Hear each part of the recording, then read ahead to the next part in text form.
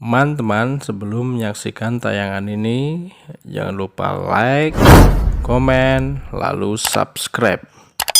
Bagi yang sudah subscribe, semoga beruntung selalu. Amin. Nah, sekarang posisinya Semar.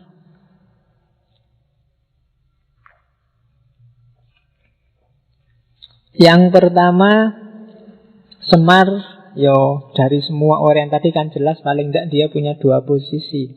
Dia dewa yang kamanungsan. Jadi dewa yang memanusia. Jangan salah, orang Jawa lebih suka dewa yang memanusia daripada manusia yang mendewakan diri.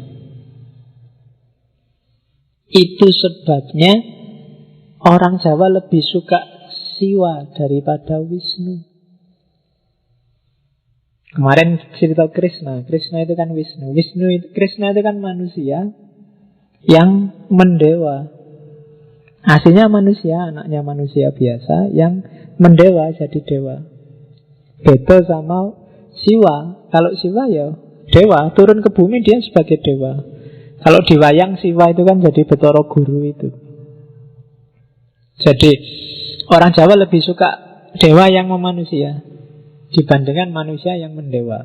Kalau ditarik ke dunia yang sekuler, berarti orang Jawa lebih suka pemimpin yang merakyat daripada rakyat yang gaya jadi pemimpin.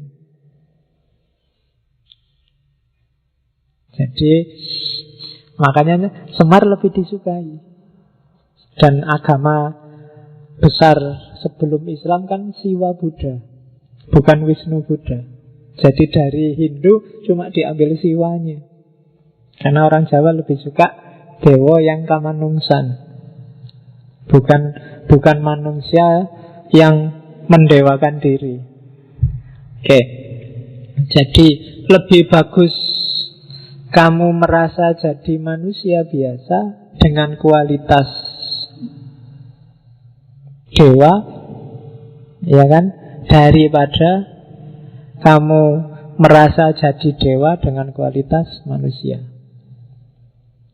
Nanti kamu pikir sendiri ya kalimat itu. Itu mikirnya harus panjang menafsirkan itu. Jadi dewa kamanungsan. Hari ini banyak orang yang lebih suka ngaku dewa dengan kualitas manusia biasa. Ngaku dewa itu ngaku dadi orang soleh, ngaku dadi orang pinter, ngaku dadi ustadz, ngaku dadi, kan banyak yang ngaku. Jadi jangan panik dengan orang yang ngaku-ngaku jadi dewa, karena itu cuma ngaku. Dewa yang sejati hakikatnya pasti samar, maya. Tidak sembarangan orang bisa menangkap. Makanya kalau dalam kajian sufi ada debat panjang, apakah seorang wali itu ngerti kalau dirinya wali. Karena begitu dia ngerti kalau dirinya wali, kewaliannya dipertanyakan. Itu susah, itu bulat itu kalau di tasawuf diskusinya tidak selesai-selesai. Di hikam itu masih debatable, tafsirnya bisa macam-macam. Jadi apakah seorang wali itu ngerti? Kalau ada yang bilang kalau dia wali yang sejati dan sampai di puncak kewaliannya, justru dia dijaga oleh Allah dari ngerti kalau dirinya wali. Karena begitu dia ngerti kalau dirinya wali, pasti di situ ada rasa akunya. Rasa dirinya sendiri masih ada, dirinya sendiri sebagai wali itu. Dan itu semacam kesombongan. Dan kalau orang masih ada bibit itu, sebenarnya dia belum wali. Maka siapapun yang merasa wali pasti belum wali.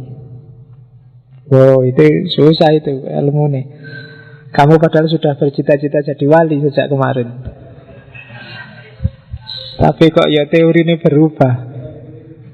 Termasuk kalau kamu merasa jangan-jangan aku ini wali, Pak, padha wae, itu jenisnya. Jadi justru yang wali yang sejati nggak mikir ke situ. Dia merasa orang yang paling kotor, orang yang paling jauh dari Allah, orang yang paling banyak dosa. Justru itu. Jadi semakin kamu mengklaim dirimu benar, paling dekat dengan Allah, paling bagus, paling soleh, itu alamat bahwa kamu belum di apapun yang kamu klaim. Oke, yang kedua, Semar sebagai ponokawan ya. Kalau orang sering salah menyebutnya punokawan, sebenarnya yang pas ponokawan. Pono itu artinya jernih, visinya jelas. Jadi Semar dan anak-anaknya jadi ponokawan, maksudnya dia jadi teman yang jernih, punya visi jelas bagi juragannya, bagi yang dia temani. Maka para Pendowo itu punya ponokawan, dia punya teman yang mikirnya jernih. Di pono itu artinya kejernihan visi, kejernihan pemikiran. Jadi Semar posisinya itu teman paling bagus bagi orang yang dia temani, ponokawan.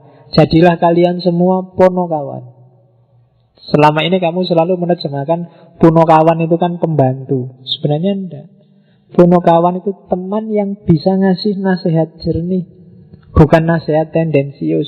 Tidak sekedar basa-basi untuk menyenangkan, yang berani bilang jelek kalau jelek, bagus kalau bagus. Yang bisa ngasih solusi kalau ada persoalan, yang bisa mendudukkan permasalahan sesuai porsinya. Itu namanya ponokawan. Dan itu yang dilakukan oleh Semar pada Pendowo, pada yang dia ngomong. Jadi kalau tuannya sudah mulai tidak beres, dia tidak segan-segan ngeritik. Itu ponokawan, teman yang jernih, yang bisa diajak diskusi. Kalian semua harus jadi ponokawan bagi teman kalian, saling memponokawani, saling menjernihkan. Jadi bukan puno. Biasanya di banyak buku pakai istilah puno. Oke, jadi posisinya Semar itu, dia seorang dewa kamanungsan, tapi sekaligus dia sebagai ponokawan.